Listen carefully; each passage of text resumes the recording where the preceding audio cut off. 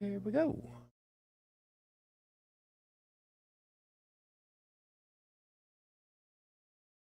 And we are live. Good evening, everyone. Welcome to Holy Crap, the Vlogcast.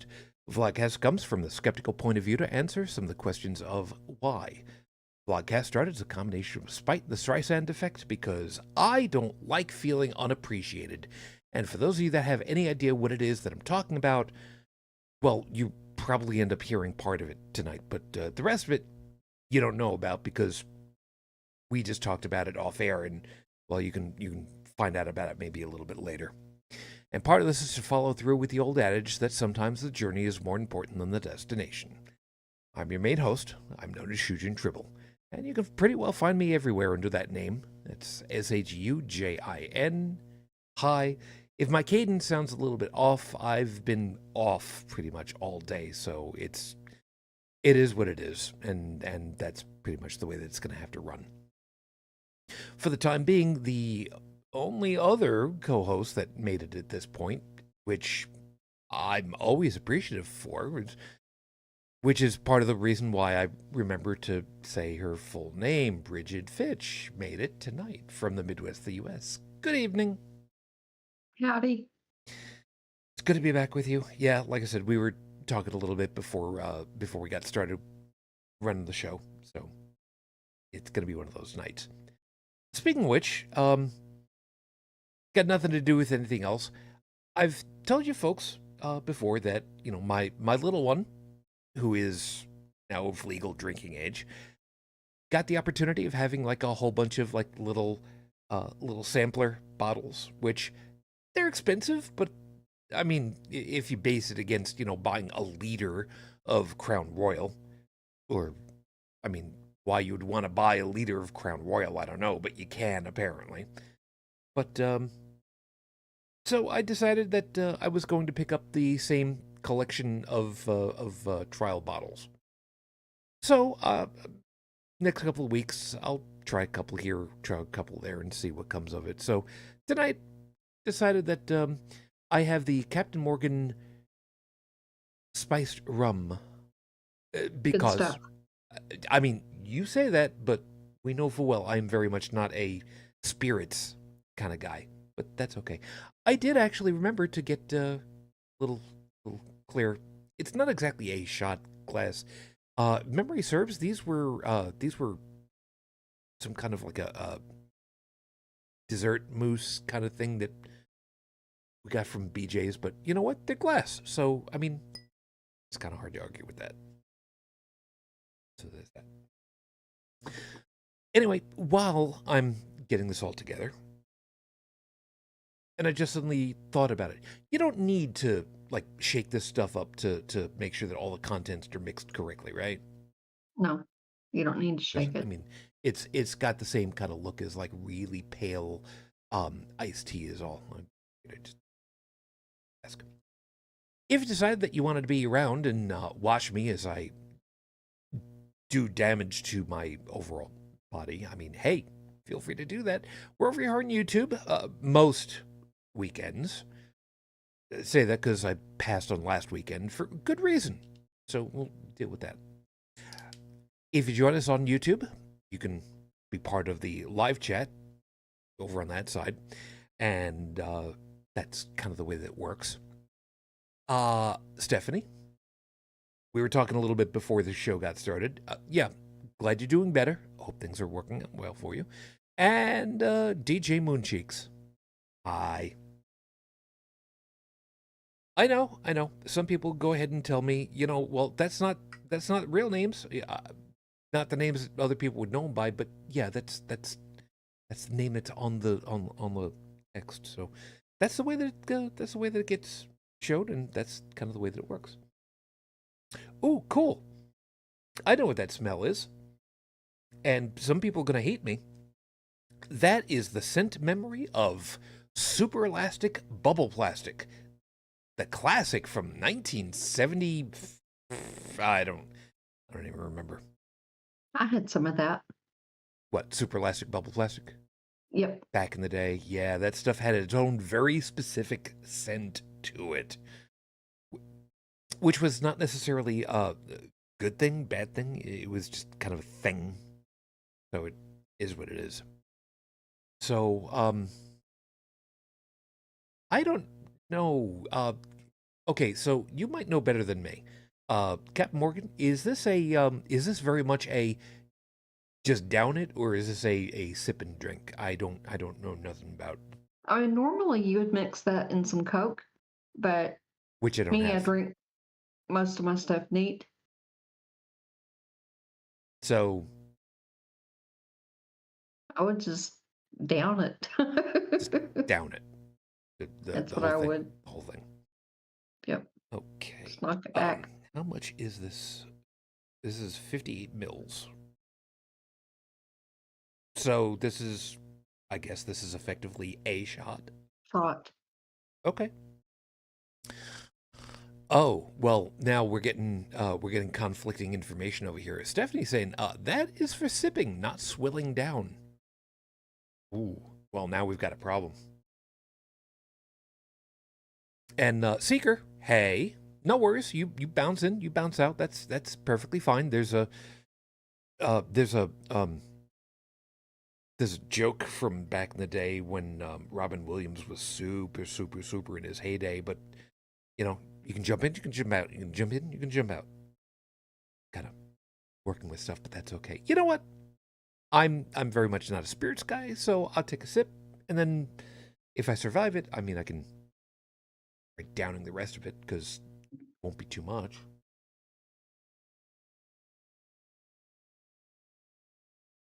Huh. Okay. Should I have tasted like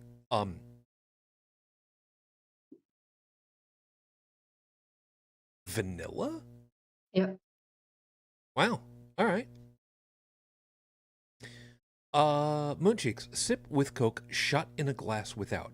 Well, I don't have any cola in the house because I never have cola in the house.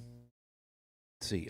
Stephanie's also saying, particularly the spiced variety, which is just, you can always chug it down if you do not like it. I find that as a very counterintuitive argument, but you know, what do I know? And I know full well that Joey were here, he would be telling me, all right, stop being a pussy, just down it. Okay. I may mispronounce it, I don't care. Chaim.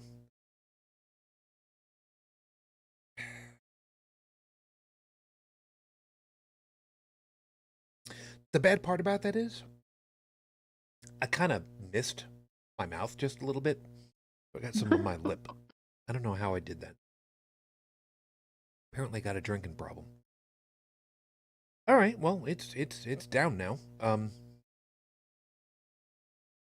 I don't know if it's necessarily a good thing, bad thing. I guess it's one of those things where it'll kind of have to brew aside for a little while to have any kind of effect, right? Joy. Those are handy for if you have to fly. They'll let you put those in, one of the little plastic see-through containers that only hold, like 3 ounces or whatever. But you're allowed to take a couple of those with you when you fly if you put them in that bag. I don't know how many ounces this actually is. Partly, mostly because I can't really read it too well. I mean, even with the reader glasses, the stuff on here is just Yeah, tiny. I mean that's under 3 ounces. I mean it Probably is. works. I've done it. Yeah, if I'm reading this right, 50. What does it say? 58? 50 mils. 50 mils. So you do the conversion and figure out what 50 mils is. It's small. Figure it out. I'm sure somebody will come up with a conversion because I mean that's kind of the thing. Oh, and look at that! I completely screwed up and I left the title for the show up on. Well, that wasn't supposed to stay there. You know what? Whatever. I'll just take it out because we're not going to need it right at the moment. We'll come back around to it. Don't worry about it. You'll be able to read it. Meanwhile, let me get things started because I've got a little bit of a surprise. Well, it's not quite the surprise that I thought it was going to be. I'll explain as we go along to it. So let me just get us over to the 5-minute freestyles, because with 5 minutes on the clock, that starts now. Thankful. Okay, so for those of you that are aware, Thanksgiving, at least over in Canada, was last month in the beginning of October, which, I mean, it's cool. It's cool. Very, very cool. And, so when, Thanksgiving is over, for the guys over in Canada way, they've got, what do they got to look forward to? They got Halloween, and then, November, it's them just kind of watching us try to figure out how long it's going to be before we can brine our bird and make our own Thanksgiving feasts. And then laugh at us as we trample each other in the vain attempt of acquiring material goods immediately thereafter. Because gluttony doesn't just stop on Thursdays. But in this case, believe it or not, I'm thankful for something that's a lot more nebulous than, well, items to satisfy greed. For those of you that hadn't been paying attention, and in my case, it's not a matter that I wasn't paying attention, it just didn't feed its way over to me until much later after the fact. Friend of the show, and I say that very, very loosely, because he was on the show long time ago. Because of the schedule that he keeps, he can't do it anymore, which completely understandable. Famous podcaster, very famous podcaster, I think it's fair to say, No Illusions, from the Scathing Atheist, who might be considered the Scathing Atheist. He kind of had a medical emergency this past week. He had a heart attack. Noah's a few years younger than me, I think it's safe to say, by give or take about 10 years, probably more. He had a heart attack. I didn't know about it until well after the fact. That's scary. That's scary, because the fact that the human body could just all of a sudden just up and say, yeah, no rhyme, no reason, just all of a sudden, hey, I'm gonna try to kill myself. Just no. No, I very much am not a fan of that idea. And it's not like there would have been any kind of warning for it. Just all of a sudden there's a, hey, I'm not doing real good. Oh yeah, well look at that. You've got like one of your major arteries is like mostly blocked. So your heart's not getting all the blood it's supposed to get in order to operate, and you kind of need that muscle to get, all the blood that it can get. I don't know how much blockage he had. I don't know where it was. It doesn't matter. He had a heart attack. And he's recovering. He's recovering from a heart attack. Noah, at whatever the hell age he is at this point, young whippersnapper that he is. And there was no intercessory prayer that was needed. There was no laying on of hands. There was no, let's light a candle.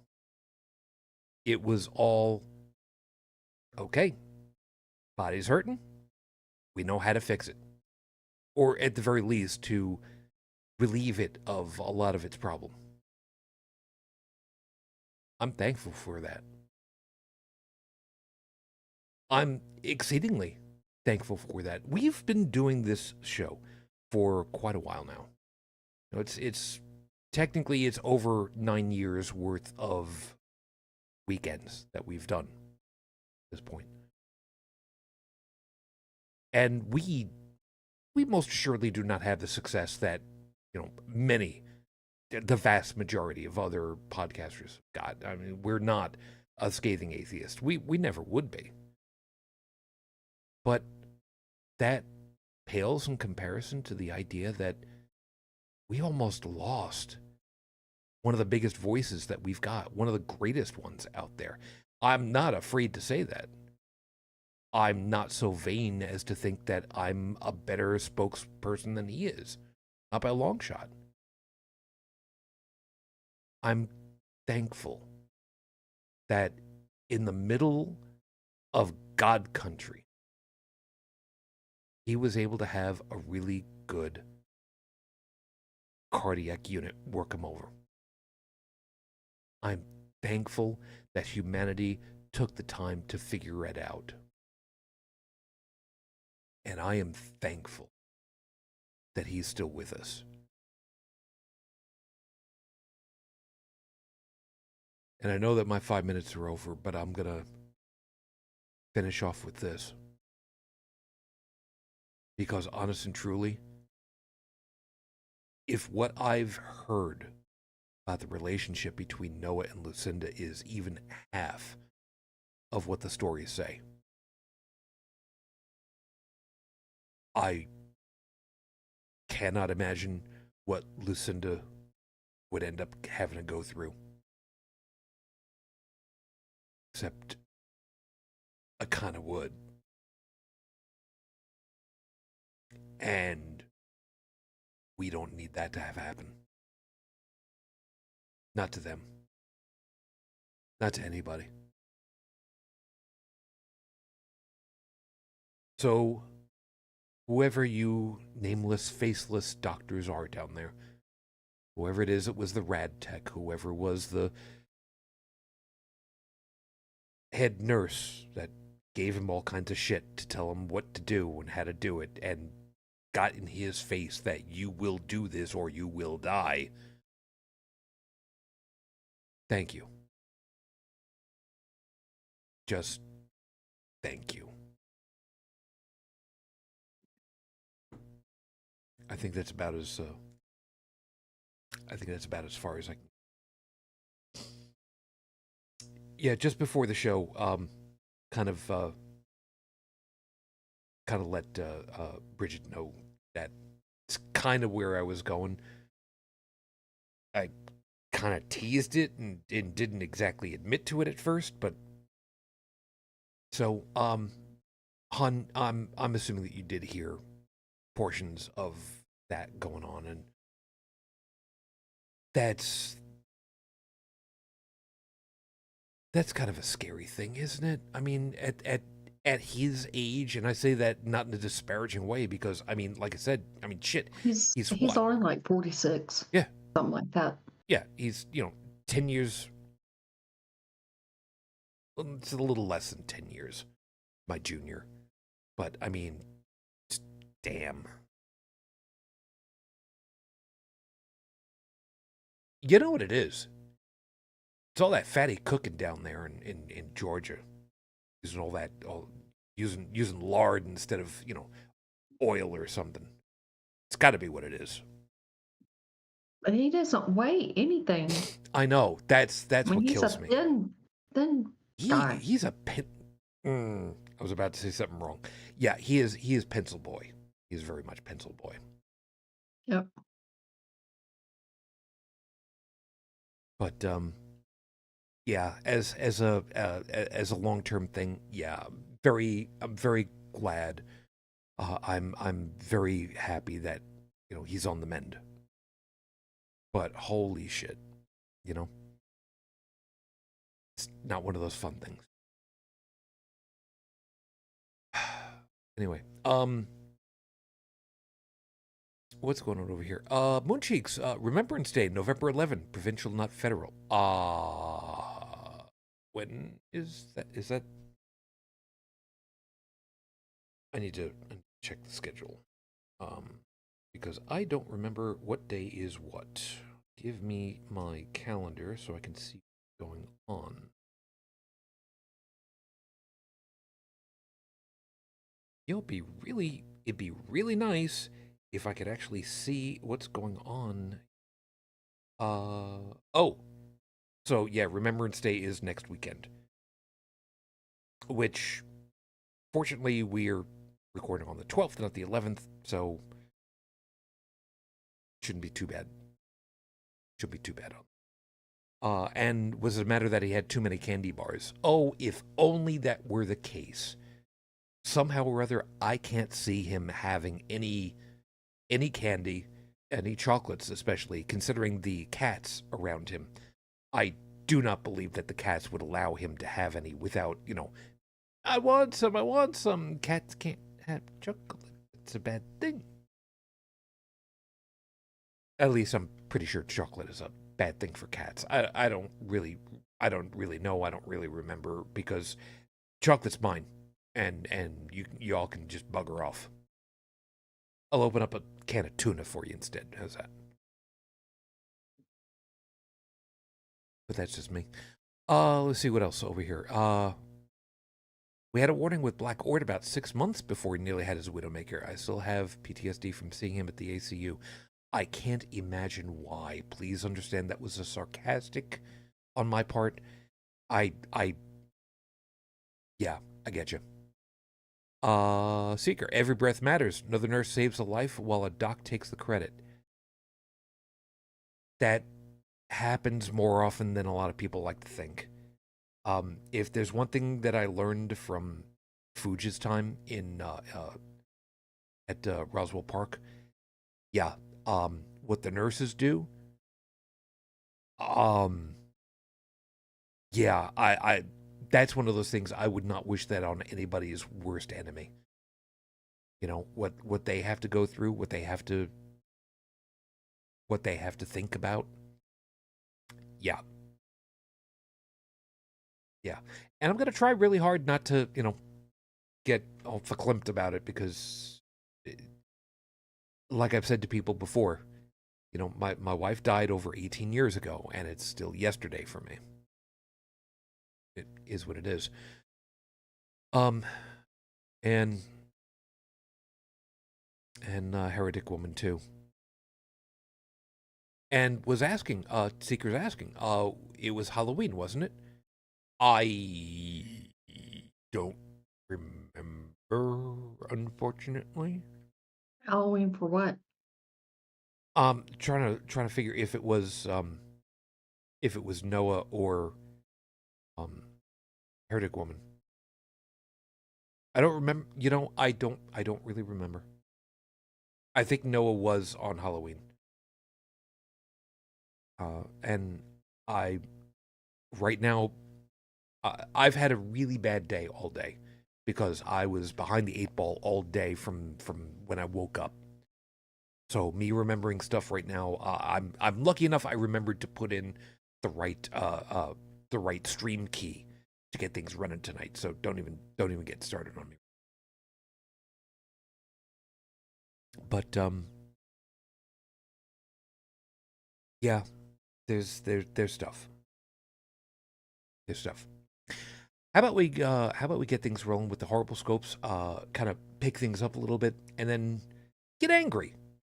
Again, at least for good reason, and then kind of work from there. Let's do that. So, horrible scopes time. If you know what your horrible scope is supposed to be, cool. If you know what your sign is, you got too much time on your hands, but you know what? Everybody ends up doing it sooner or later. And if you don't know what it is, good on you. You want to roll a D12 for that? You can go ahead and do that. If you need a D12 for it, get in touch with the nice folks over there at Heart of the Game Fredonia, because they let us talk about them. Not for any money or nothing. It's just, it's good advertising, because sooner or later somebody's going to call them and say, hey, I heard about you guys on the Horrible Scopes. So, thanks. I don't think they can sell you anything because I don't think that they ship anything. But you know what? You can always give them a call and say hi. But if you do, let them know that Shujin Tribble sent you. And, of course, as always, hail, hail Fredonia, home of the Blue Devil. And considering it's becoming winter soon here in North America, that's going to become more and more relevant. So, with the release of a new Atari 2600 game console, by the way, I don't know that you guys knew about that. Yeah, they're making new ones that will accept the old cartridge games. We're randomly selecting the old games for you. From combat to clacks, let's find out what 8-bit monster you get to play this week. Have fun with this one. Yes, I actually did homework, I actually did research, and I actually did randomization, so go me. Aries, you get Schrodinger's game. It's both alive and not at the same time, you see. The game is Motorcycle, and the game code on that one was CX26141, and it was never released, which is, of course, totally on brand for you. You're on the list, but almost never seen. This week, don't be late to your job's staff meeting. You work from home. I just feel called out. Wow. Taurus. Can't help it. Now we're talking. Your game is Breakout. Game code CX2622. This isn't the most fun game in the world, seeing as how you have to trade out the joystick for the paddle controller, but it's still fun, or it was fun. We're about to ruin it and all other clones of the game by telling you that this week, Breakout is just single-player video ping pong.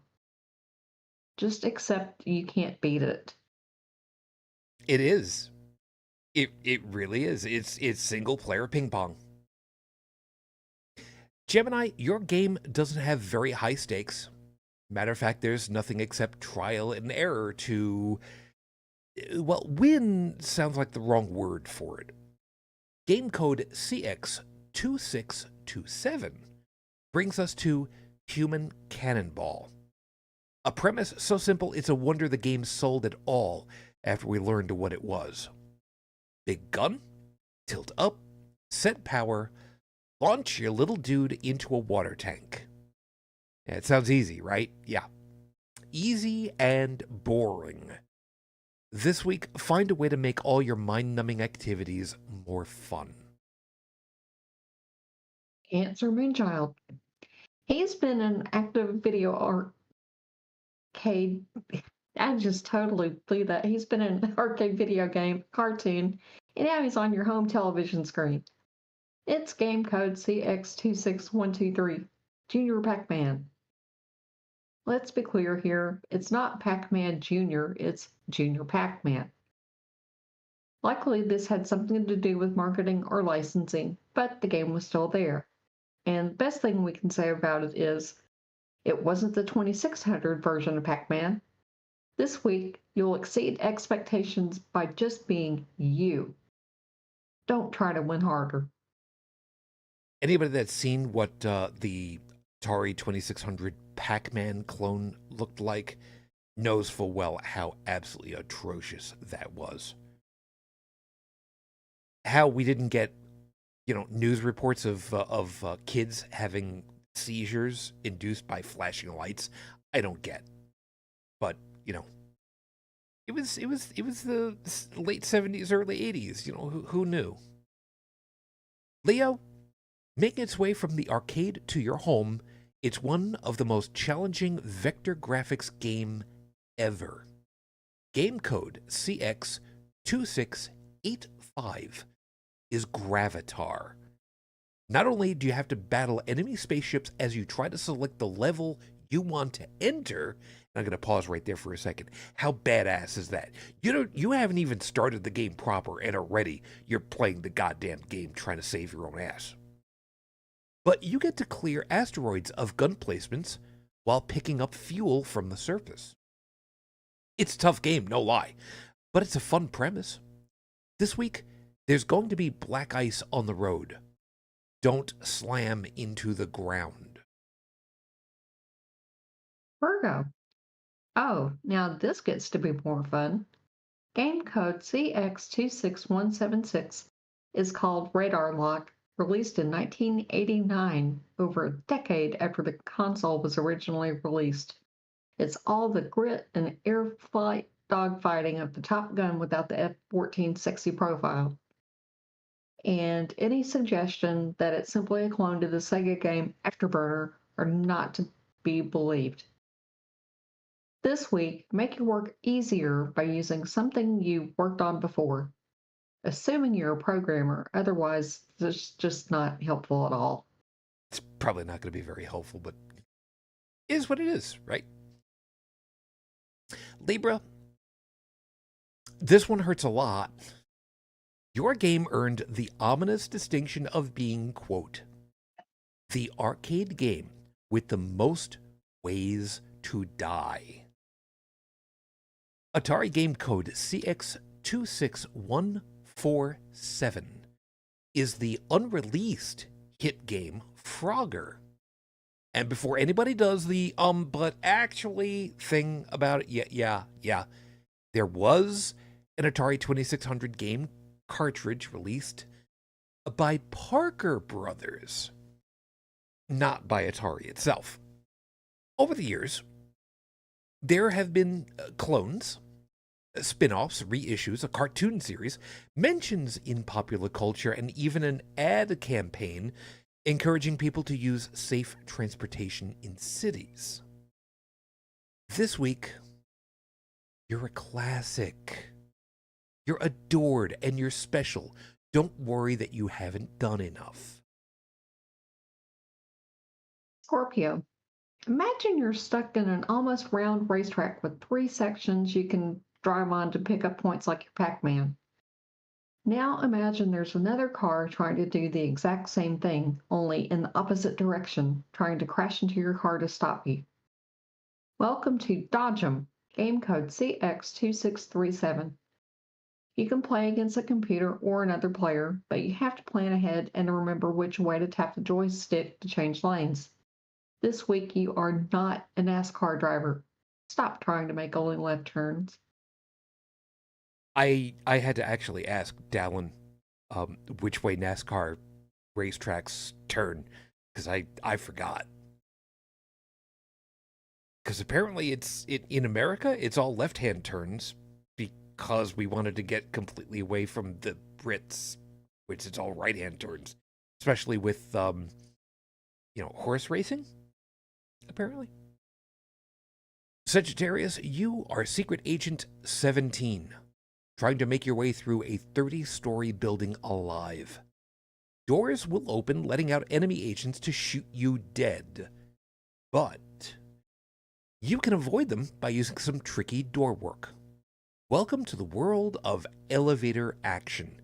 Game code CX26126.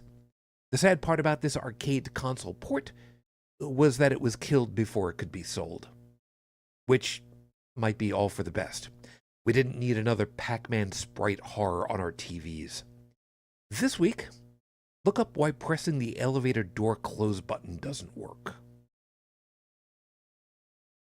Capricorn. Your game is one of absolute legend. Game code CX2671 has a very special place in the history of video games. Sword Quest Waterworld was only available via mail order, and like its sibling games, came with a comic book and a contest. Beat the game, send in the codes, and you could win the Crown of Life, a solid gold crown decorated with diamonds, rubies, sapphires, and aquamarines valued at $25,000 USD in 1984, meaning almost $75,000 today. This week, your value is not something to be trifled with. Stand up for yourself, damn it. Yeah. Aquarius. And there he is. UnrenownedTech has finally made it. Good morning. Morning. Not much to say about your game, Aquarius. Code Charlie X-Ray 26158 is the unreleased, quote, Surround 2. It is the precursor to Snake on the Nokia. Not much to explain, really. So this week, buy a new Nokia 3310. Yes, they've brought it back. And just to be kind, buy the safety case for it so when you drop it, you don't break any concrete floors. Yeah, the 3310 is actually back. Yeah, and it is freaking robust. Yes, it is. I forget who did it, but there's actually a YouTuber who did the Nokia ringtone throughout the years. And it was very nostalgic. I can't imagine why. And finally, my fellow fish Pisces, you get both a great game and a disappointing one. Game code CX2650 is the home console port of the amazingly fun arcade game Berzerk. A game you play with 2 joysticks in the arcade, but only one at home. And the smiling yellow ball, Otto, yeah, it looks like crap on the TV. And there's no voice taunting. So this week, look up what Otto looks like. And imagine that it's the evil twin of Wilson from Castaway. Anybody that takes a look at it will understand that I'm exactly right on this one. Those are your horrible scopes for this week. Remember, if you like what you got, I don't really much care because I worked hard on this and damn it, I had a good time with it. If, however, you'd like to feed the vanity beast and make an influence on how the scopes get written up, you can do that by getting in contact with me. I'll have these posted at the end of the week as usual. Tumblr, Twitter, Facebook, Discord, Blue Sky, yes. I'm refusing to use Twitter for adding new accounts.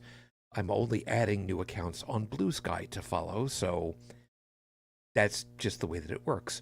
And if you're in need of a Blue Sky account, contact you. You can get in touch with me, and I can see if I can help you out on that just a little bit, because it's still invite only and good.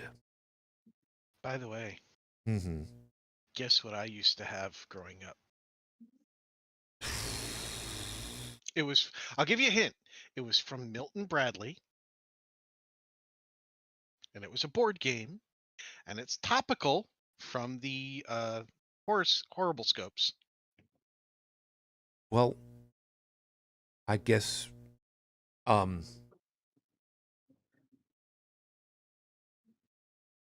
Friction Burns from Masturbation is out then, after the way that you say that. I don't know.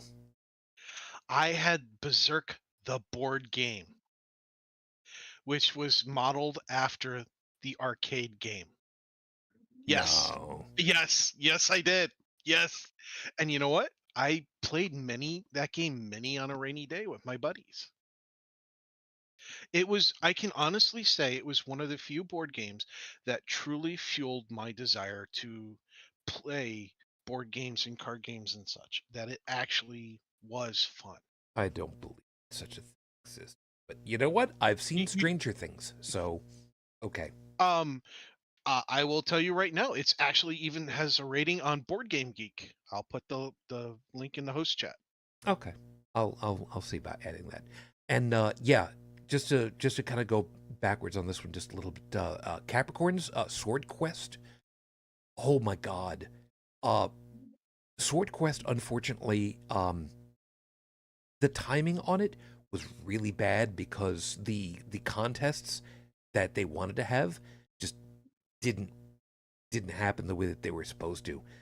And holy smoke, the stuff that you could win, the crown for Sword Quest Waterworld, $75,000 gold crown that you could have. I mean, there was a crown, there was a sword, there was a goblet. I forget what the other things were supposed to be, but I mean, But yeah. I really wish the things worked out better for it, but the timing was what it was, and it sucked. So that's kind of the way that it worked out. Let's get things rolling over here. You guys who were watching the video, you know full well I still had the title up already, so is what it is. Episode 472 on the docket, Your Honor.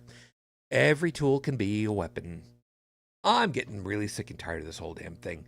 First off, I know full well that there are some people who have made the analogy that we calling what used to be known as Twitter still, as opposed to calling it X, we are effectively dead naming the service. Okay, you can make that argument. That's perfectly fine. You can make that argument. I, however, posit that if they are still called tweets, then I'm sorry. No, it's still Twitter. You come up with a better name for how you repost stuff. It's fine. You can go ahead and you can do that. But it is, I guess, an ex Twitter. Thank you, Monty Python. But I don't really much care. But the biggest problem, if you put 4 million volts through it, I would very much like to right about now, or at least the top of the depth chart over there. But that would be wrong. And we know full well that, unfortunately, Twitter, I'm not going to call it anything but, unfortunately, it is more and more and more just a cesspool, a den of incivility, and like I said earlier, wild den of thievery. It's even worse than that, because it's becoming what it's becoming because good people are leaving it behind, and I get that. And there are a number of good people and good groups who are still over there and are continuing to, keep firing the fires. And that's part of the reason why I haven't left, because these good people are still there and they deserve my eyeballs and my interactions. So I'm going to keep doing. So I know we've kind of talked about it before, and this is probably rehashing bad things, but if it's not Twitter, it's something else, and we know it. So the overarching is, these things are going to get perverted into being what they are, which is unfortunate because there's no oversight that's really worth a damn. So what do? What can we do? And like I said, I know that we've kind of talked through parts of this already before, but it bears repeating, especially considering that we are fast approaching a couple of things here in the United States that are going to be just magnets for disinformation campaigns, like upcoming midterm elections and upcoming civil lawsuits and upcoming federal level lawsuits about a number of different things, all centering on the same family, oddly enough. Geez, I wonder which group I'm intentionally alluding to without naming names. So, yeah, we're gonna kind of do our best to remind ourselves what it is that we're doing, how we're supposed to do it, and what we can do to try to help everybody else out. So we'll start off with the easiest thing. Don't engage emotionally. And I'm going to start off with that one because there is an old adage, you never fight while angry. Don't fight when you're mad. You don't take a swing at somebody if you can't think straight. Because that's the quickest way to go ahead and get smoked in a fight. Doesn't matter what kind of fight it is. And unfortunately, the light speed response times on the internet just makes that way too easy to do. And it's really bad. I mean, that's a lesson you learn in Taekwondo Leap. You would think. Boot to the head. You would think.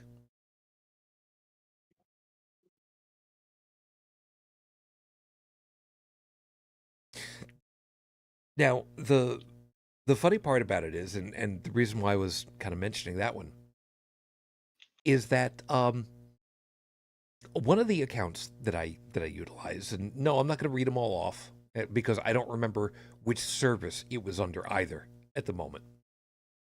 But somebody had mentioned about, does anybody else remember the, oh yeah, okay, so let me pit this to you guys real quick. Do you guys remember Back 2001, the end of 2001, how there were people claiming that there were rooftops of people, parties of Muslims in Jersey, celebrating the collapse of the World Trade Center buildings. Do you remember those stories? I remember a story of I can't remember if it was a Frito-Lay driver or a Coca-Cola driver, but they were in a convenience store, and the people behind the counter that owned and operated the place were cheering when they saw one of the buildings collapse. And that driver called corporate. Corporate told them to pull the product. They're canceling the contract with them. And then corporate, or not corporate, but he called a couple of his buddies who worked at not a competitor, but at another company, and it was I think it was the soda driver had called the Frito-Lay buddy. The Frito-Lay buddy reported corporate told to go in and pull all their stuff, and that by the end of the day there was virtually nothing on the shelves in that store. That's the story I remember making the rounds, not people dancing on rooftops. And I still don't know if that story was true or not. I really don't. What I do know is that my uncle, when he was alive, who lived in Long Island, right at the section of Long Island where you could see the trade towers from his back porch, second story porch, he would start his morning on clear weather days by going outside, having a cup of coffee, and reading the paper. Old school. He remembers looking up and going, and he was thinking this, that he is going to hit the building if he doesn't turn, and looking back down at the paper, and then the next thing he knows, he hears the bam, plane hitting the trade tower, and he looked up and he just I remember staring for a little bit. That's the only story I could believe is true. The other ones, I don't know. I don't have verification. Yeah. Brigid, did you see any of those kinds of claims going on too, or hear any of those interviews where people were talking about that? I'm sorry. I hit the mute the volume adjust button, so I ended up accidentally muting you on my end. What did you say? I was asking Brigid if she had heard any of these stories. Oh, okay, sorry. Yeah, I think we all heard the stories. Yep. And they were parroted by everybody. Yeah. Yeah, but a couple of the names that I very specifically remember who were putting them out there. Of course, we know full well Orange Marmalade put it out there. He was trumpeting it like crazy. Sorry, I should have snickered over the pun.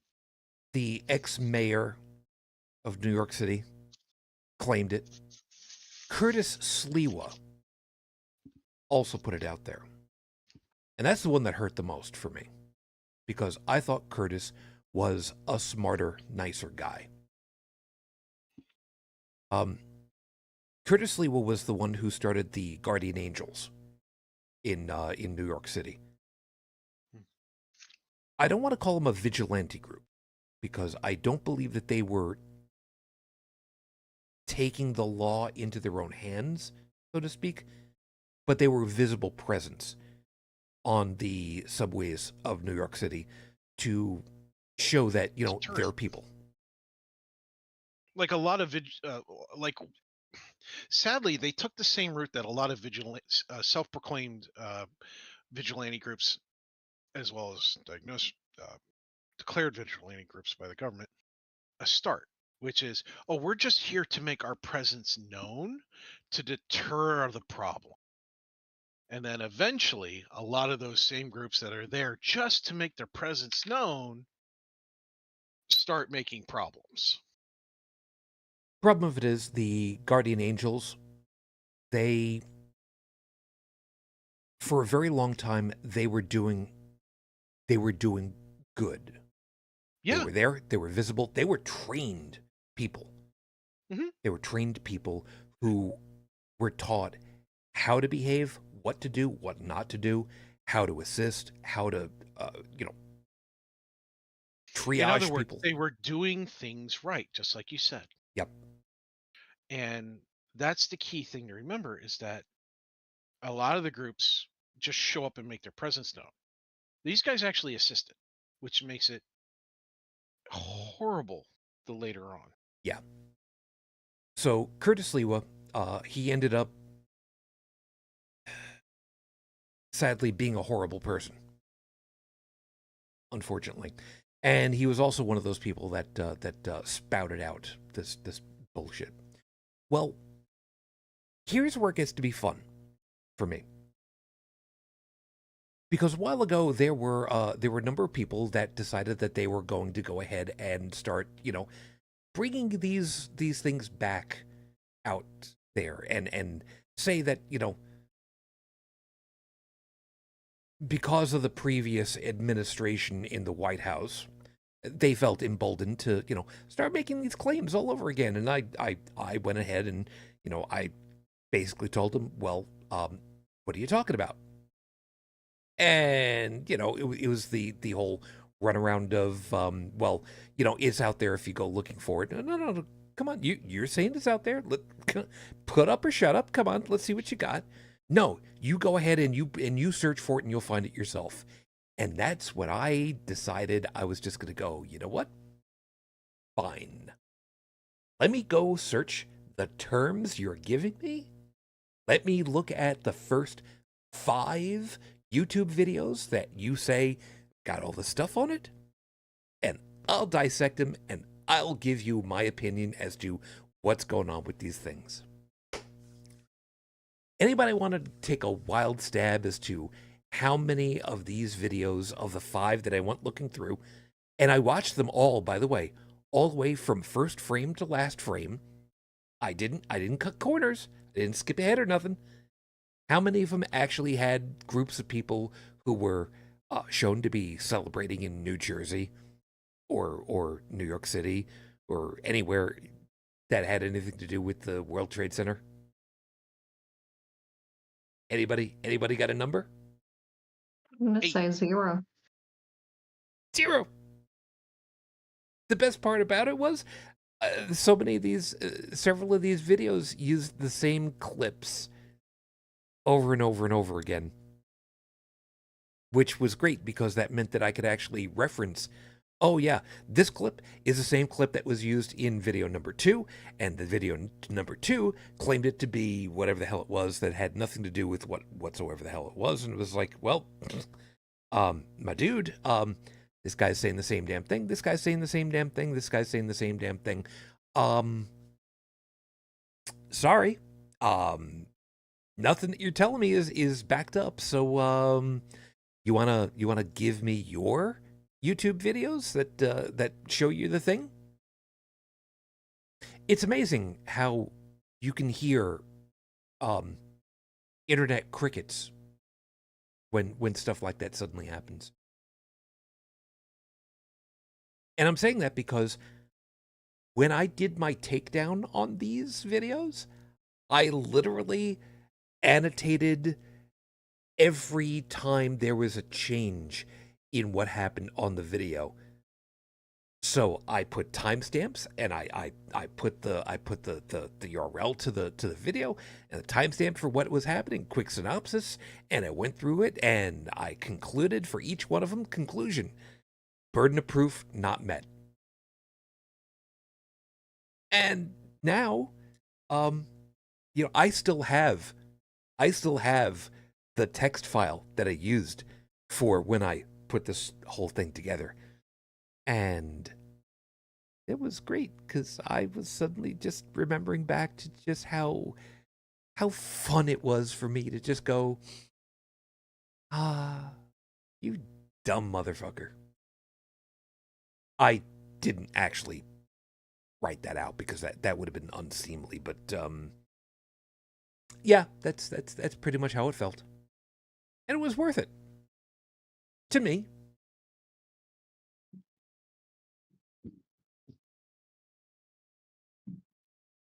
Now, as we know full well, and Brigid, I know that you know all too well,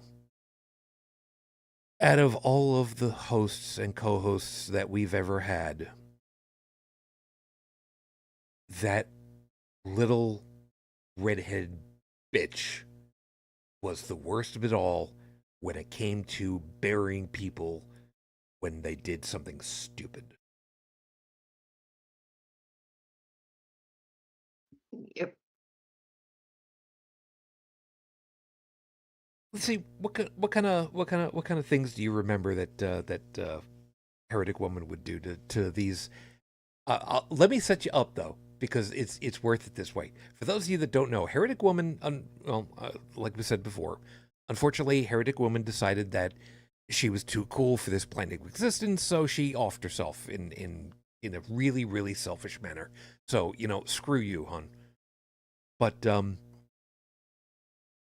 every once in a while, she would piss off Muslim men who would then say that they wanted to marry her.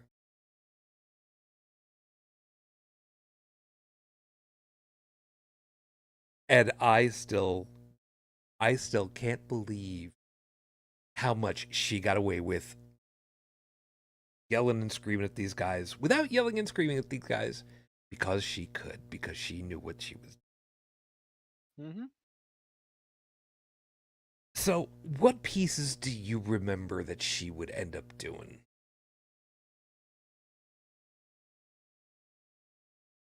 Now you put me on the spot.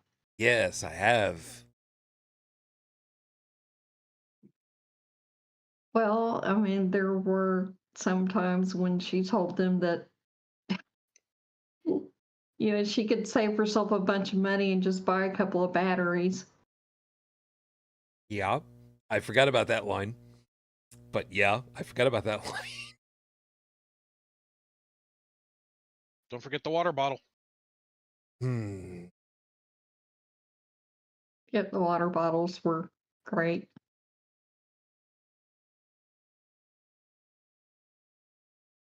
This God damn it.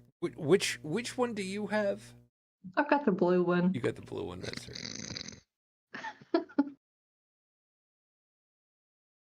I've never drank anything out of it, but You should put wine in there.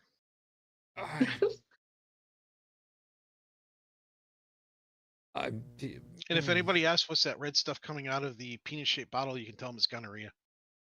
I was thinking of vanilla shake, but okay, that's fine. I'm sorry. I've got thoughts going through my head. I can't go typing them right now, and I can't go saying them right now, so I'm not going to. It's not right at the moment. Oh yes, by the way, yeah, Fearless, I did see you over there. I forgot to say hi. Hi, you made it. Hi. Yeah. So Heretic Woman, she, man, I would give her crap because every once in a while she would do a screen share when we were using Hangouts at the time, and she would screen share one of her browser windows, and inevitably every time she did it I was ready for it because I would lean in really close so I could see, and I would start counting how many tabs she had open. I think 34 was the largest number that I saw, that I counted. And then she went ahead and she had a good laugh at my expense, because then she's like, yeah, but I've got like 3 or 4 other browsers that I use at the same time, and each one of them has got a whole bunch of tabs open also. And it's like, I can't win with this one. I can't win with it. But out of all of us, when it came down to having to deal with Islamic men who were very much of the, was it help me out on this one. Would it be fair to call them misogynistic? Yes. Okay. I'm not. That's the nice word. Well, yes, and truth be told, I'm not like setting up a bid or nothing over here, because I don't remember all of what ended up happening. I know that there were a number of them that were just, you're a woman. What the hell would you know about the Quran? You never read it, and she was just like, bitch, I've done my research. Here we go. You want to know about your thing? Let's go ahead and tell you all about that pedophile you revere as your spiritual leader. Here's this and this and this and this and this, and she would just bury these people, and either they would go away, or they would be so enamored that they would want to marry her.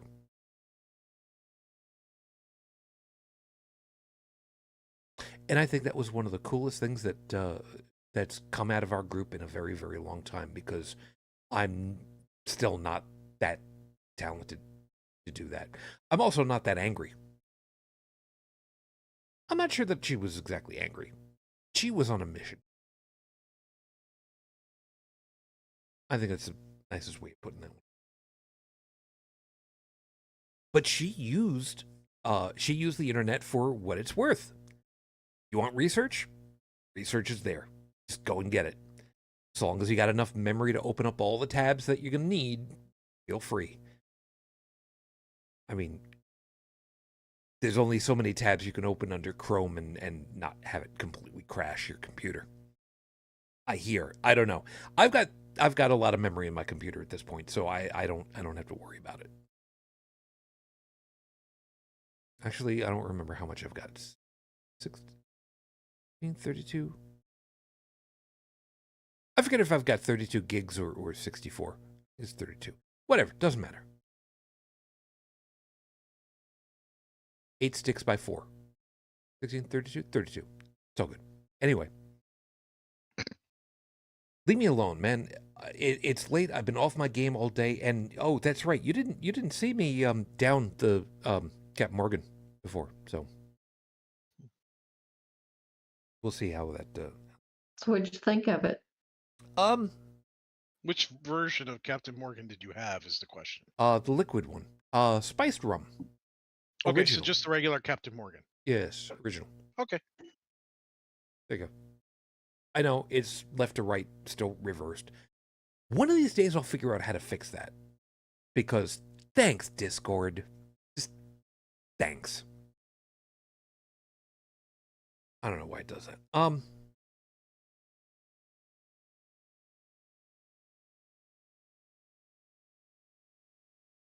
But we're lucky that we have the ability of looking up this stuff and helping ourselves. Because, my God, having to look up, having to research all this stuff back in the pre-digital age, that was not what anybody would call fun. And we collectively grew up, when everything was analog for looking it up. It was a card catalog in a library, hoping that you knew what the heck you were going looking for, and then hoping to hell that the damn book was on the shelf where it's supposed to be. Never mind if the book was even there in the first place, because card catalogs are notoriously out of date if a book's been pulled. It happens. But now, being able to look up everything that we want, anytime that we want, all the time, that's a lot of fun by comparison. So like I said, for us, we can do that. And that helps a lot. Let's kind of give a couple of other examples, just to hammer home the point. Tech, perfect example. Every goddamned warning email or direct message or team notice that has ever come out for all of us who were in IT to say, hey, I just heard about a new phishing scheme that's coming around, or a new account that's been hacked that's going to do things, and we need to be aware of this, and we need to let everybody know about this now. Doesn't matter if you tell them, they don't care. Yeah, but you know the types of the type of socially engineered email Oh, like bomb. the I love you email. Well, no, but the people who get the warning emails from a friend who say, yeah, you need to let everybody in your organization know about this because nebulous, scary information. So email it to all of your people because they need to know about it. Those emails.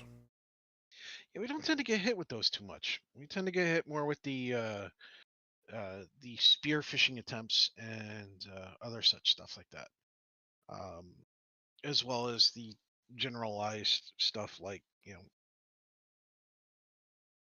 QR code stuff. In fact, there was actually a warning going out saying, "Hey, look, if you're going to do the QR code thing, make sure at least that your phone's set up in such a way that when it reads the QR code, it's telling you what it reads, not automatically acting upon it. It's not automatically loading sites or doing stuff like that." So like mine is set so that when I scan a QR code, it shows me what the QR code says, but it doesn't run it, so to speak.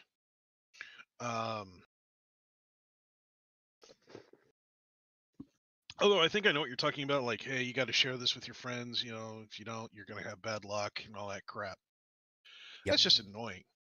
The ones where it has attachments, though, that's where the problem lies. When you have those, you're actually sharing the virus at that point, and that's a major issue. Like I said, don't get too many of those. A lot of the filters are pretty darn good about that stuff these days. Now, back in the day,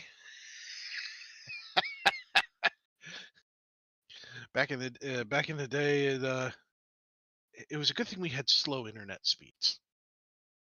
There is that. Mm-hmm. There is that.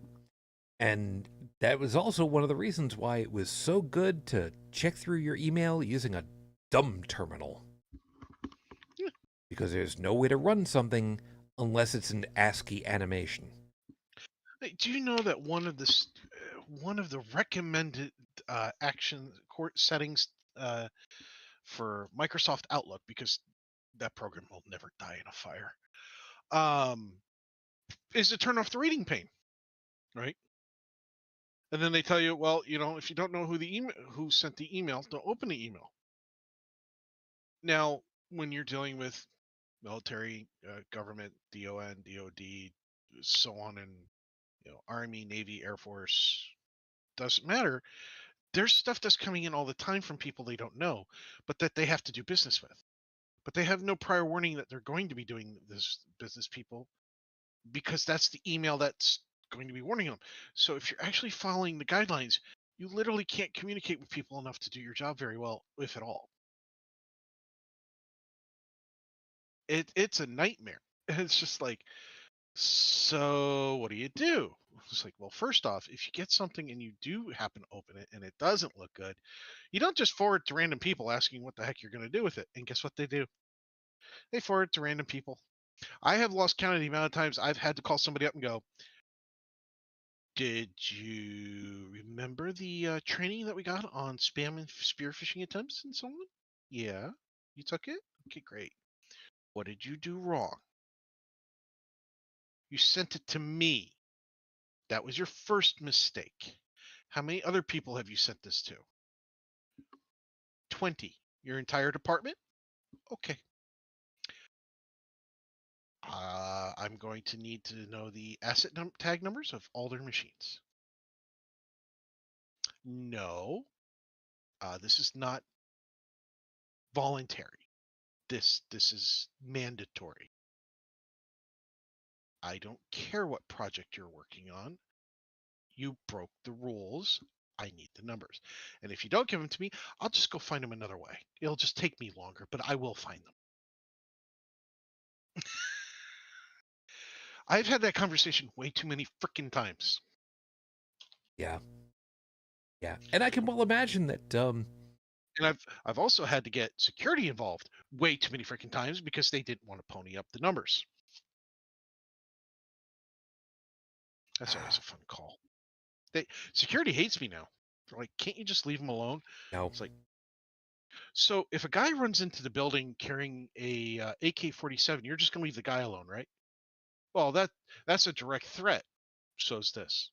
Yep. Well, but nobody's lives are in danger that you are aware of, but they could be. Just like the gun. You don't know whose life's in danger of that gun, but there are people who could be. And people don't take it seriously because it's digital. People, you know when people will truly take it seriously? If we move our society into a complete paradigm shift of living in a digital reality, becoming a digital species.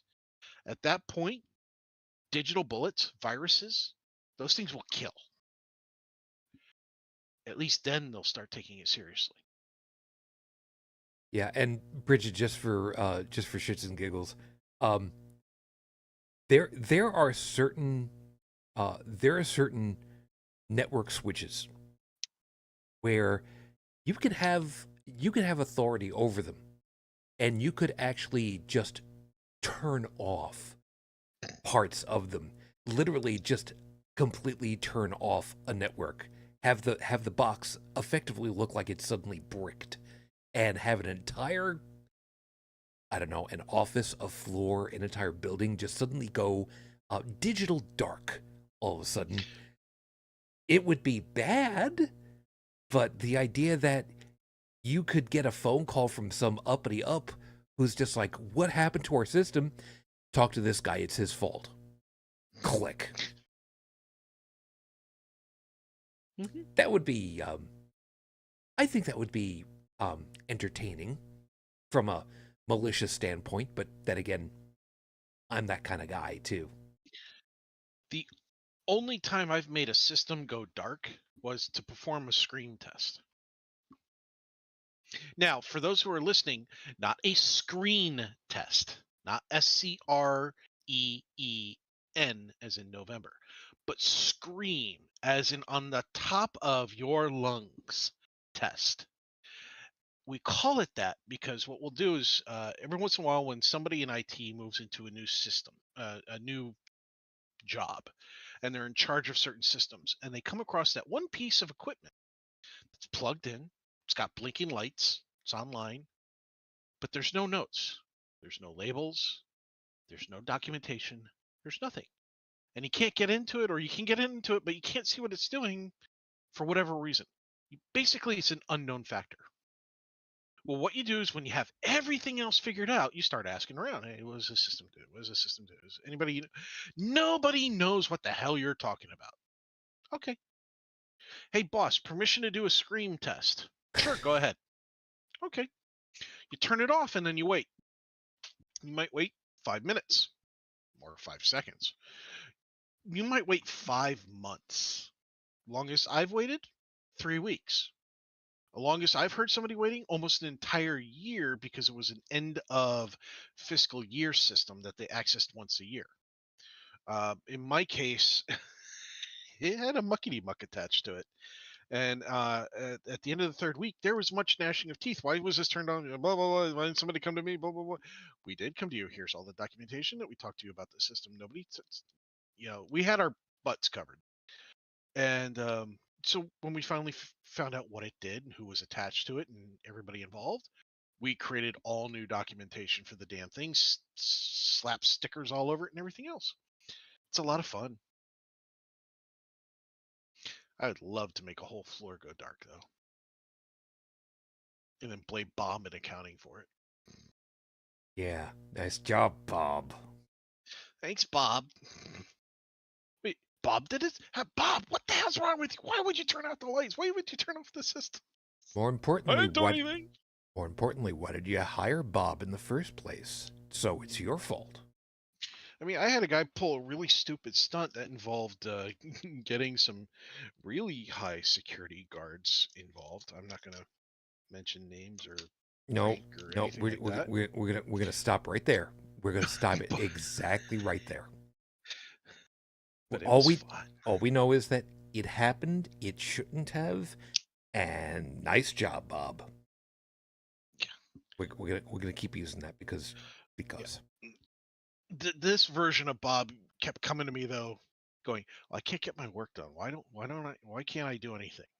And I have to re-explain it. And this happened like every day for like a week. And I finally said, "Look, if you come to me one more time with that same damn question, I'm calling your boss." He was down for months. So, looking up information, dealing with the disinformation campaigns, and there are campaigns that are intentionally doing that. Mm-hmm. There are some that are more obvious than others. There are some that are unfortunately much more difficult to deal with. The hardest ones to deal with right now is the emerging technology of artificially generated information. I'm not gonna call it AI because that's a misnomer. But Yeah, it's like cloud computing. It drives me nuts. but artificially generated content, that's where the problem is right now. Because there has been artificially generated content. We're not going to name names, and we're not going to name situations, but there have been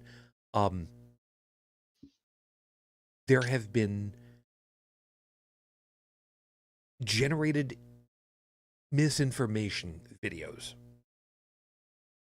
in reference to high visibility news items of the world most recently. Again, we're not going to name names, we're not going to pitch into it. It's just that these hot button issues have had bad things come out. And in some cases it's really difficult to know. Is it real? Is it faked? Is it generated? Is it the real McCoy?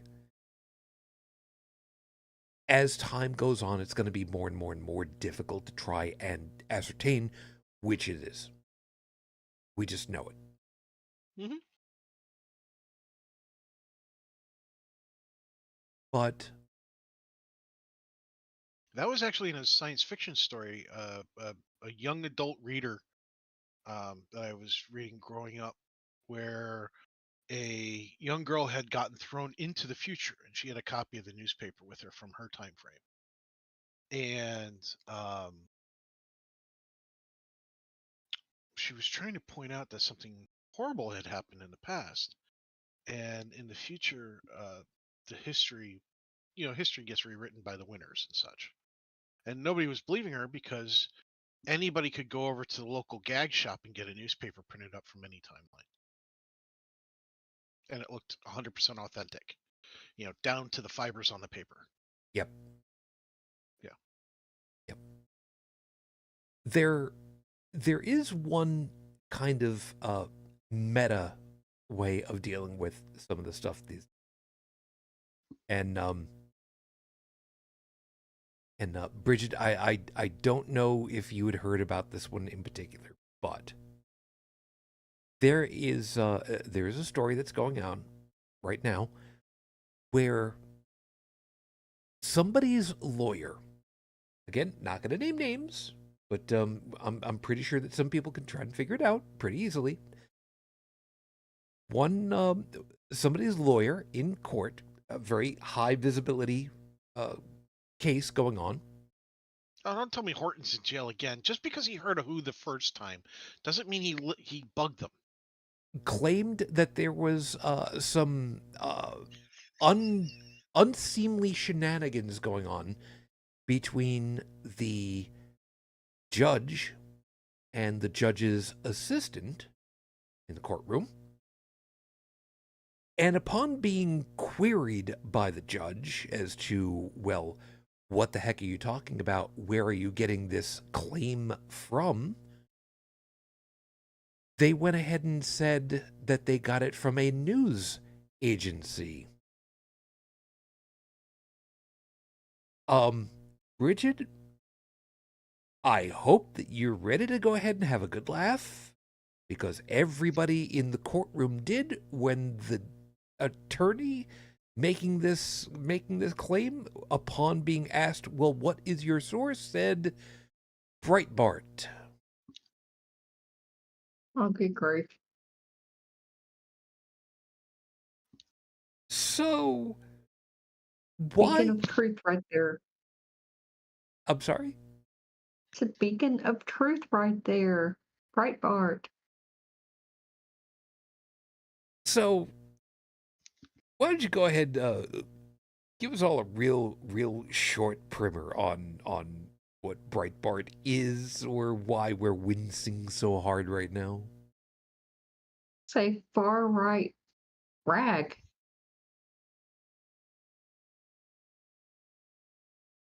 That's a good word for it. I would not trust them if they told me that the sky was blue. I would very much agree with you on this one.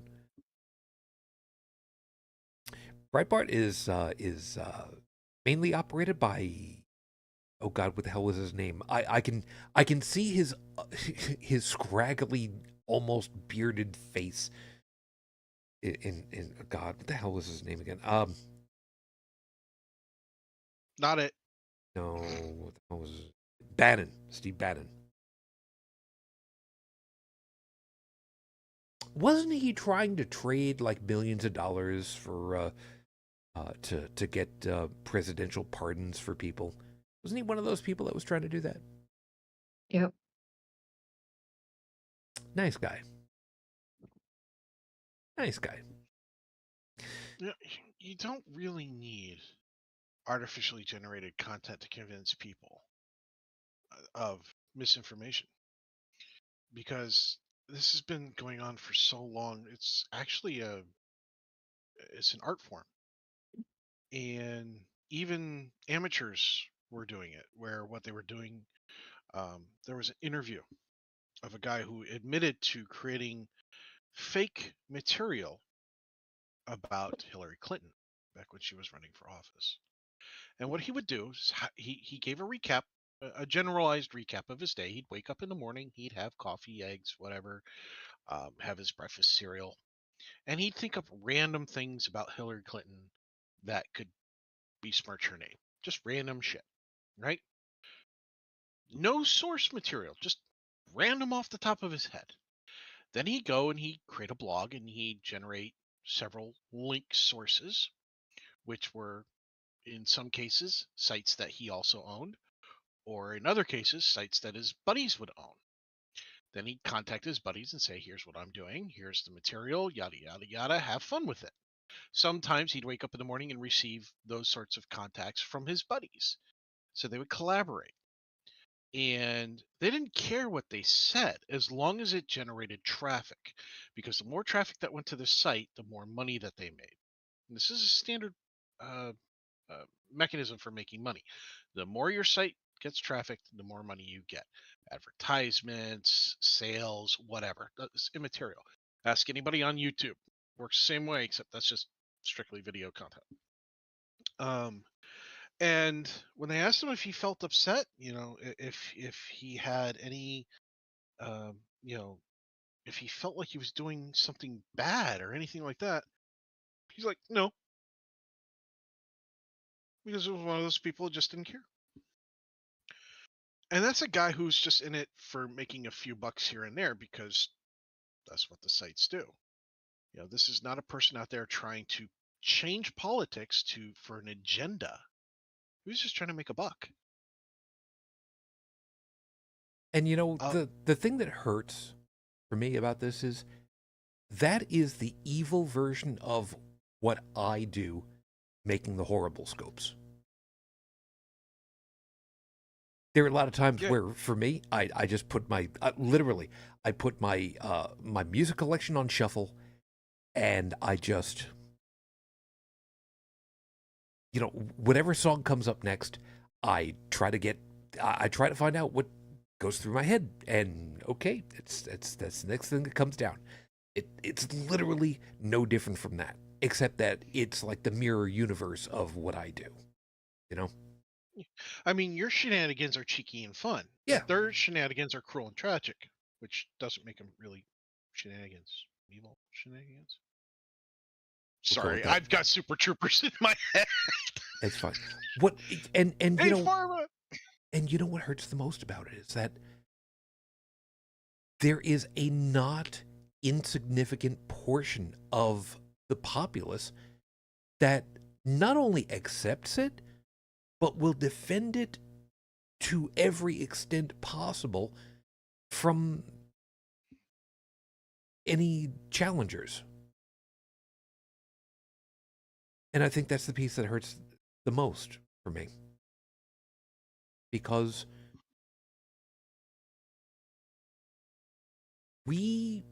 our generation was told, you know, don't sit too close to the TV.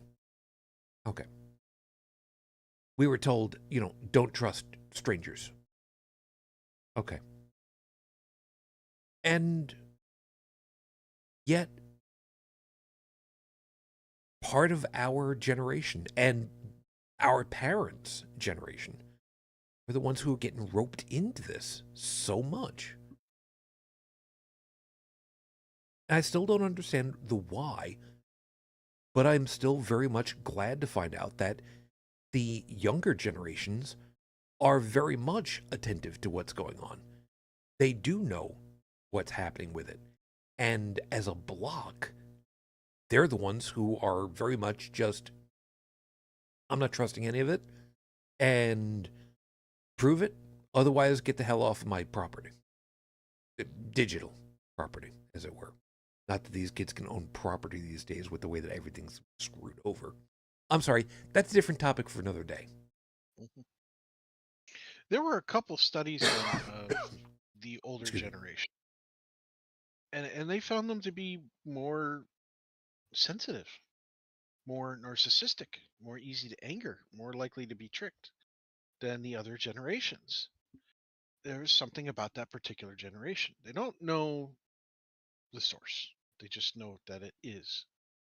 And, it's like a car, you can know a car's got a knock in the engine, even if you're not sure what the source is, you know, because you can see the symptom, which is the knock, or hear it, whatever.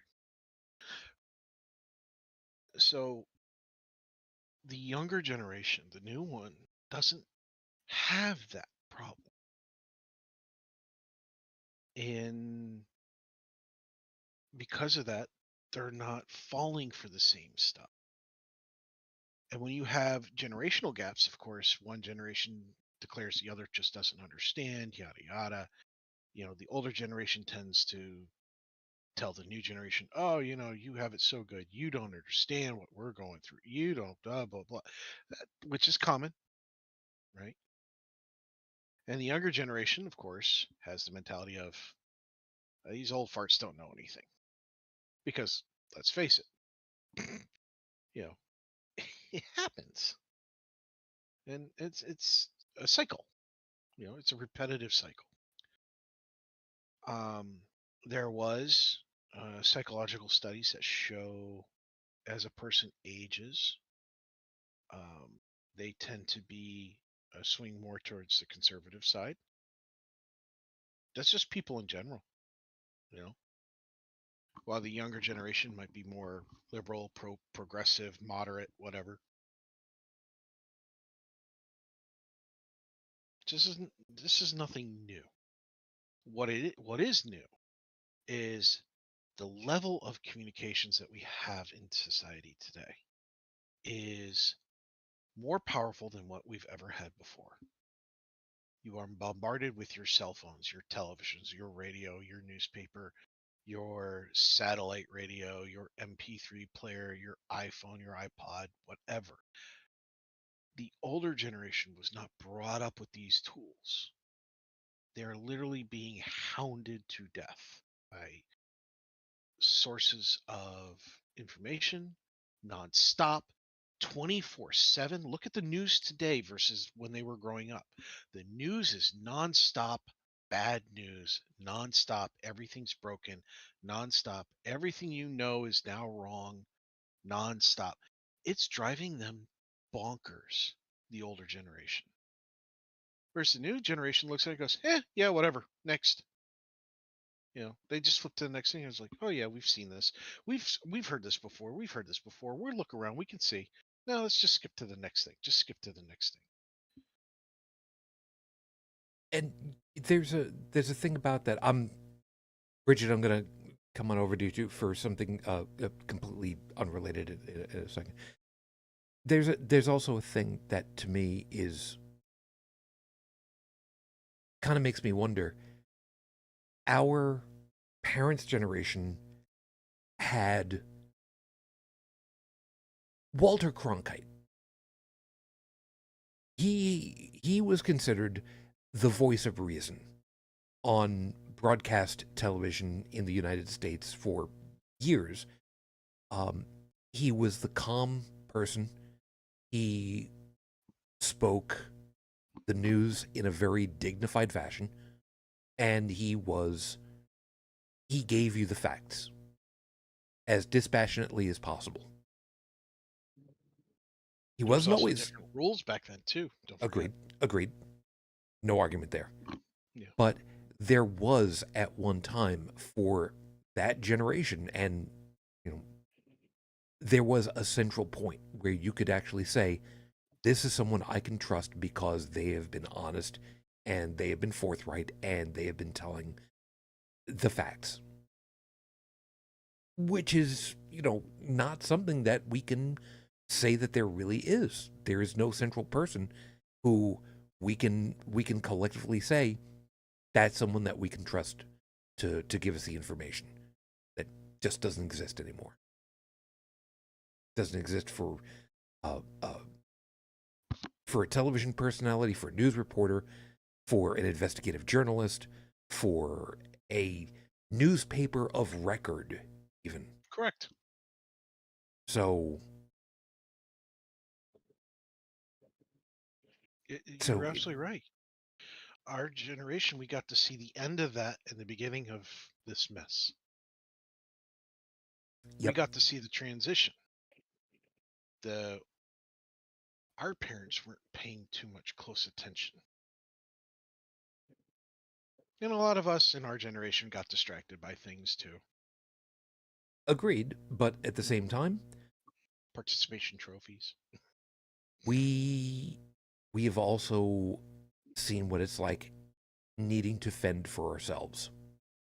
The latchkey kids that we were are now the ones who have to fend for our own information, factual information too. Mm-hmm. Somehow, it just seems to come together.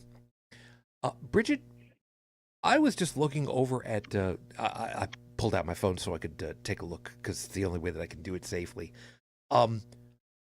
What the hell? What? I have no idea. What?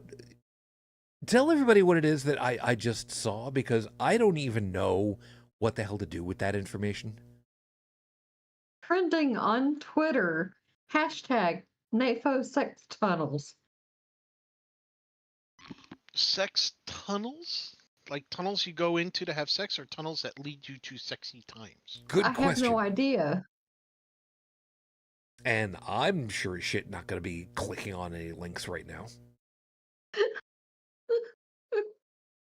I mean, it's not like I can trust Twitter anymore. So what's the point? I know, but I'm just like, what the hell? I have to believe that it's just... It's a thing that the fellas are doing just to screw with the algorithms. I have to believe that.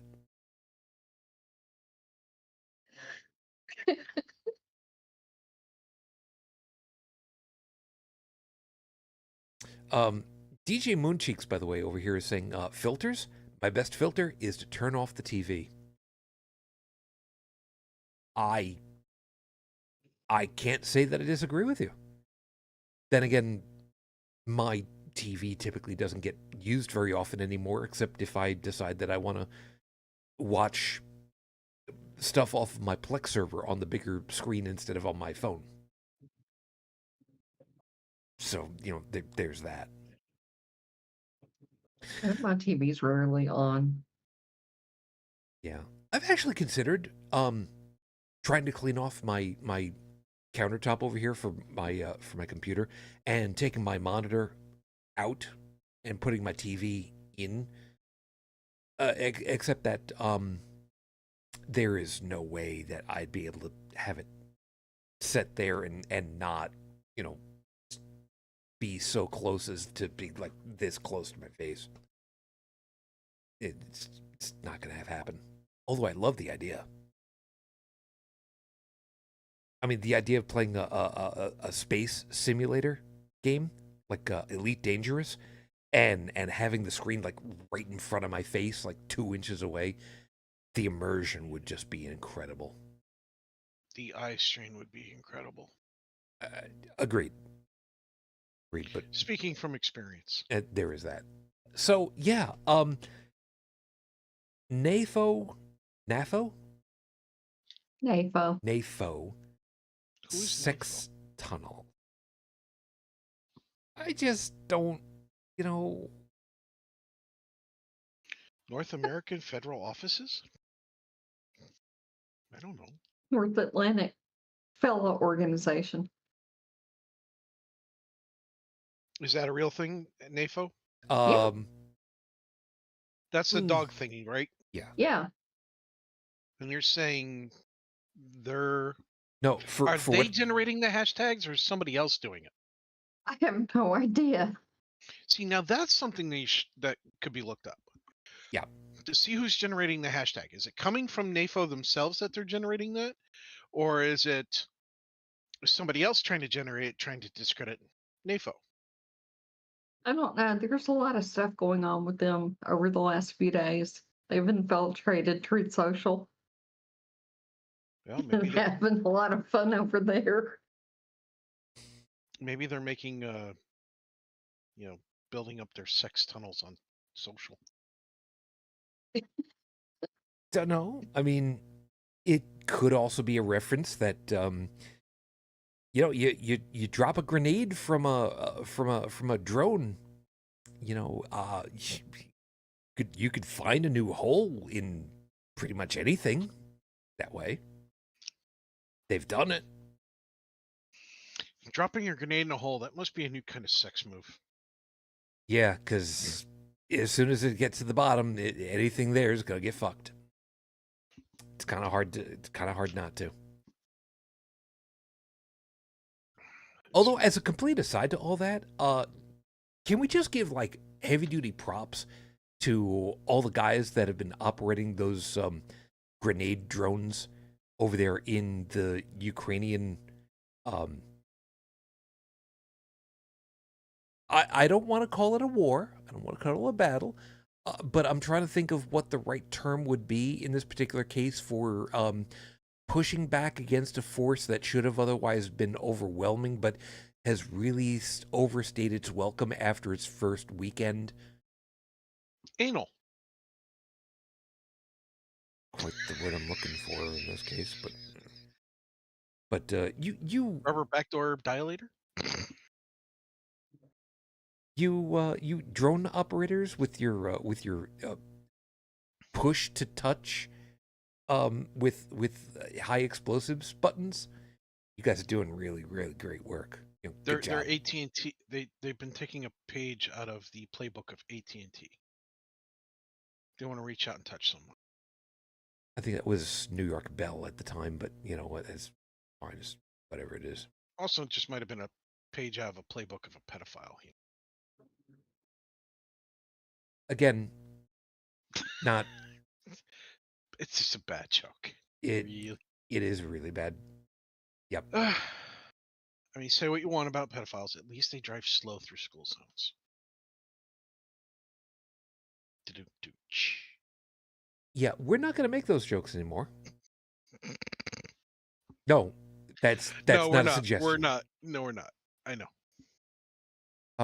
Stephanie, the Ukrainian drone operators have got so skilled they send their drones inside open tank hatches to explode. Ooh. I didn't know about that. I didn't know about that. You're good.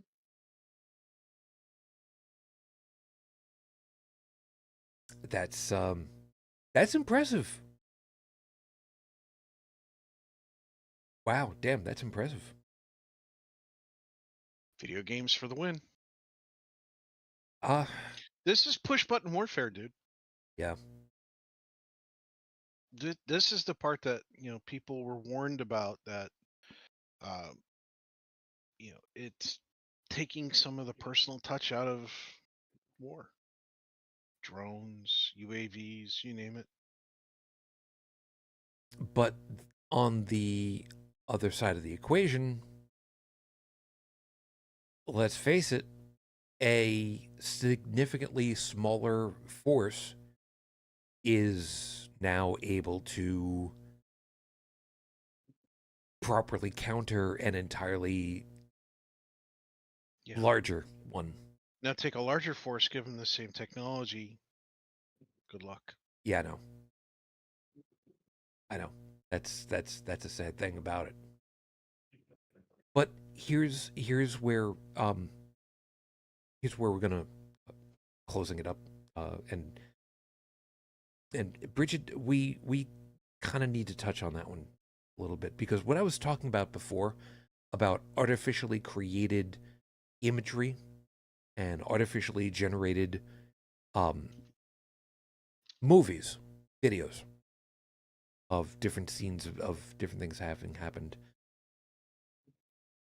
You've followed what's been going on with the NAFO guys, and you've been following what's been going on with the Ukrainian forces and how well they've been going. Have you noticed, have you seen, have you heard about any artificially generated reports from those lines on either side at this point? Because I haven't followed a lot, but I don't think that I've heard of anybody saying that stuff has been artificially generated on either side on that yet. I haven't heard of anything. I'm still waiting for stuff about Israel and Palestine. That's been done. Mm-hmm. That's the problem. But it's been done by the IDF.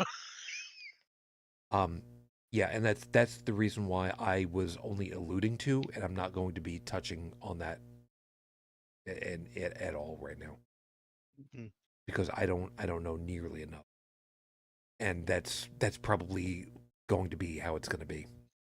I just don't. It's bad. It's really bad. But all jokes aside, all bad jokes aside, it's really bad.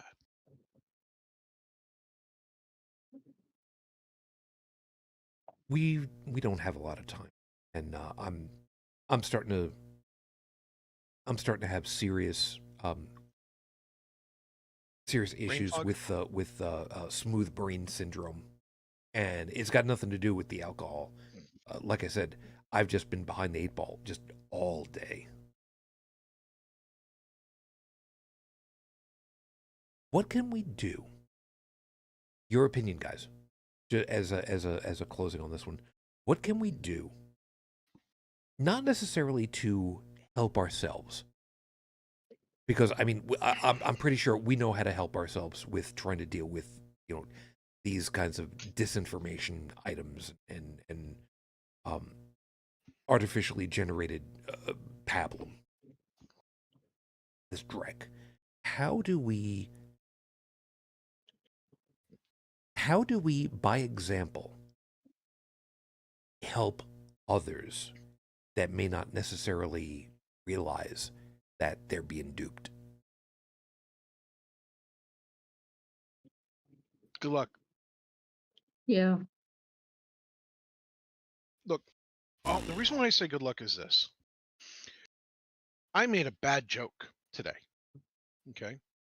I make a lot of bad jokes most of my life, and I'll probably still continue to make bad jokes. But I made a bad joke.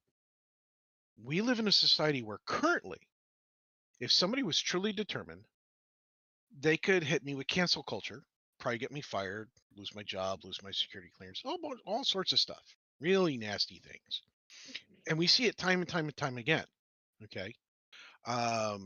There was a gentleman who was a cosplayer that got falsely accused of trying to court an underage girl. It got so bad, he unalived himself. Yes, it was that bad.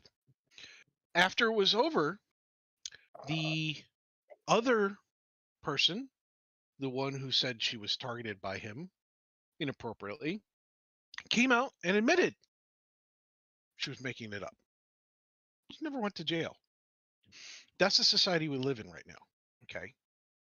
So if I go and say to somebody, hey, look, that news that you're all upset about, it's fake, it's fraud, it's not real, right? If like the hot topic, the easiest way to get yourself shut down, the conflict with Israel and Palestine and Gaza. You say one thing about one side or the other in public around either one of them, and one of them disagrees with you, we've already seen the news. Shot, stabbed, attacked, hit with a car, beaten up, hospitalized, dead, unalived, sorry, and so forth. That's what we live in. Everybody is taking and reacting extremely emotionally, as you brought up at the beginning of the show. And it is easy to do. There is a certain amount of encouragement one person's brain chemically backs up that emotional response for feel good stuff. You can't really fight it until the person who's reacting calms the hell down. And nobody's calm. We don't have time to be calm. The news is on 24/7. Again, it is all bad news now. Everybody's wrong. Everybody it's got a gun. Everybody is trying to change your sexuality. Everybody's trying to determine who you can and cannot have sex with. Everybody's trying to touch somebody in a bathroom. Everybody is, and it's just nonstop, nonstop, nonstop, nonstop. The news on the TV, despite being on the TV, gets things wrong too. And retractions and all that stuff, sometimes it doesn't happen, and when it does happen, it's a footnote. It's not a big it's happened so much it's no longer a big deal. School shootings, another one that should never be the response of a school shooting. But even when I hear there's a school shooting, I'm so desensitized. It's there's another one.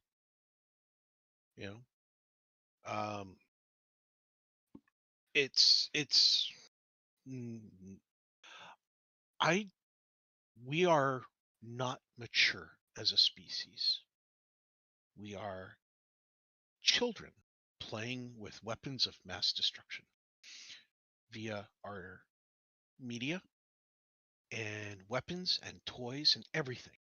We are using them in self-destructive manners. It's not going to stop. And I fear for the human race, but at the same time, we kind of deserve it because we kind of did it to ourselves. We went too fast and we're running off a cliff. Save who you can, stop people from running, sit down, have a conversation, try not to lose your collective minds about it.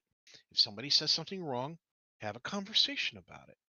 Don't kill them. That's the problem. For what it's worth, by the way, Stephanie had also pointed out there is such a lot of real video from Ukraine that any artificial would be swamped. Yeah, I very much agree, and I'm in a way I'm glad for that, but I'm also saddened that there has to be. It is. Brigid, any thoughts, any input that you want to drop in on this one? Because we're just about done. No, I don't think there's anything left. All right. I don't have very much of anything to finish off with, other than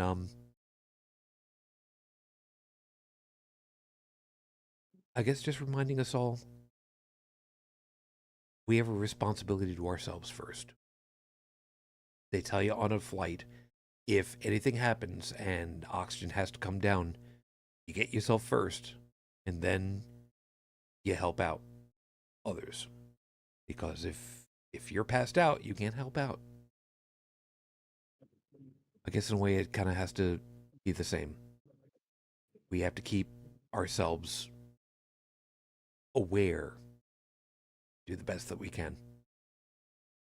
And hopefully we just lead by example, because sometimes that's all that we can really do. At the very least, it's far and away more under the radar so that people can't go ahead and accuse us of intentionally doing something unseemly, like, showing people when they're wrong. Be that as it may, we'll just leave it there. Folks, thank you very much for being with us tonight. As always, it's always good to be back with you. We hope that you found something worthwhile in all of our perspectives and you got something to think about for the week ahead. As an aside, by the way, thank you for understanding about my taking last week off. My kid was part of the production for a play at the school and had a really impressive time out there seeing it, because I got to experience something that I've never experienced before and thought was impossible. An oboe player, hold on a second, for those of you that don't know about this term, trust me when I say that I thought that this was an impossibility. An oboe player bent a note on an oboe. I didn't think this was a possibility to do, but they figured out how to bend a note on an oboe. Trust me, I was really damned impressed. Tech, glad you're able to make it. You take care of yourself, man. You try to stay warm this upcoming week, huh? I like the cold, man. That's neither here nor there. I just don't want you to be driving sideways down the road suddenly. Yeah, that's always well, dude, I grew up in the same state as you. You and I both know that when there's ice on the road, you don't drive. Yeah, I know that. You know that. How many transplants in your neck of the woods currently don't know that? Most people in my neck of the woods don't know that. If it's a non-zero number, it's too many. That's why I worry. Try to take care of yourself, huh? Yeah, you too.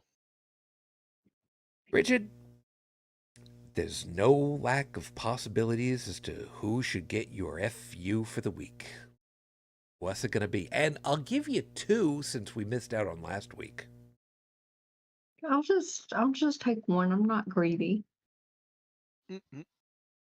Mike Johnson, new Speaker of the House. Go fuck yourself. Funny that is Mike Dick.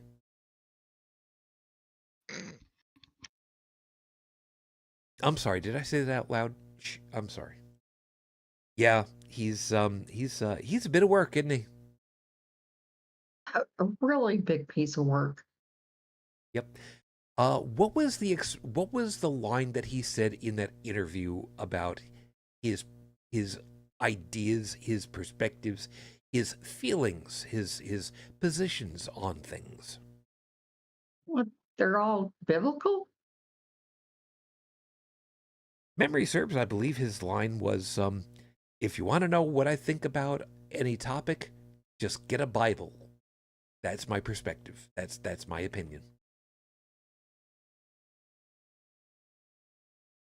I think it's a fair statement. So, yeah, yeah. And can we just collectively just say to Congress that it really just needs to go fuck itself as a whole? Because if they won't get rid of the people who were involved with the insurrection, then what the hell is their point? Yeah. But that's just me. You know, what the hell do I know? Be that as it may. Over there on the chat, guys, thank you very much. So, Stephanie, again, glad you're doing better. Mooncheeks, thank you. Glad you were able to make it. Seeker, well, I don't know if you're still there at this point. You were going to be in and out and in and out and in and out and in and out, but that's okay. And Fearless, I know that you're around somewhere. You take care of yourself too. Folks, if you'd like to be joining us, of course, you know, feel free. If you want to be in contact, take a swing over to the website, holycrapthevlogcast.com.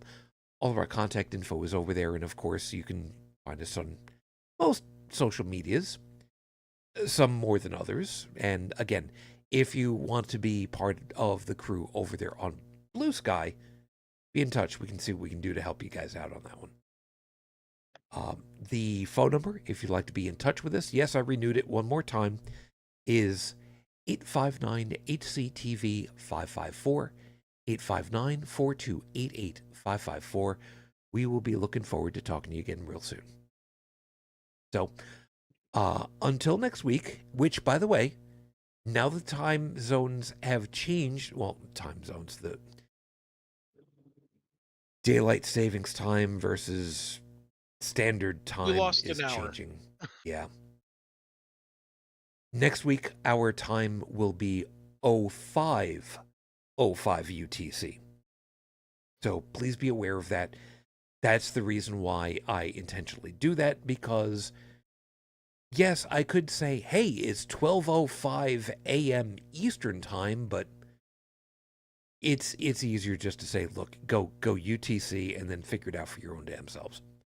05 UTC next week. Hopefully it'll just stay like that afterwards, because, you know, it's bad for your health.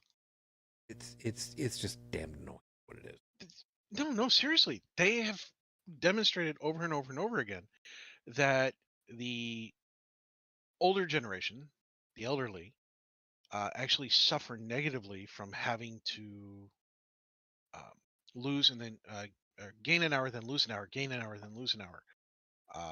Of course, springing ahead is actually the part that truly negatively affects. Gaining the extra hour is not too harmful, but the spring forward stuff, they've recorded heart attacks, other things less severe than a heart attack.